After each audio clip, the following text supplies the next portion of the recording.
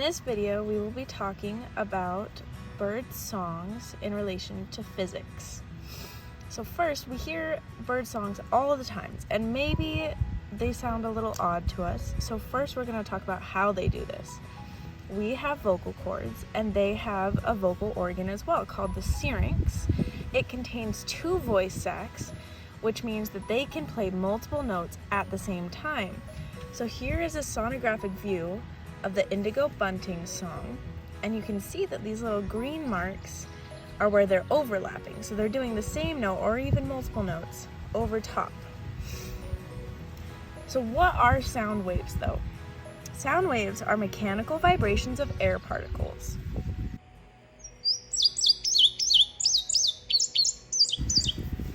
There are 3 parts to sound.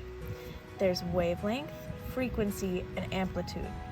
So to start off with, your wavelength is your crest to crest. This is 1 wavelength. And then amplitude has to do with the height of the wave. That also has to do with how loud you're hearing. And then frequency has to do with how many waves are in a certain time. So this has much higher frequency. This has much lower frequency. And this also has higher energy. So when we talk about bird songs, they aren't always just a continuous string. So this is called a phrase. And as you see, they're kind of pushed apart. There's some that go along, and these are slow enough to count. So when we're looking at bird songs, so this is called a phrase, we can count phrases. And this is called a series. So sometimes they do just a little repetition.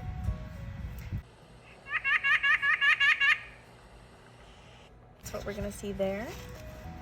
And then these are too fast to count. So we have what's called a warble. And you have all these different ones. And you can see that it would be kind of hard, right? It'd be kind of hard. And it would also be hard to decide what's the frequency, what's the, you know. Now we have our trill, which is much more of what we had before. So it looks very similar to this series, but we have much more.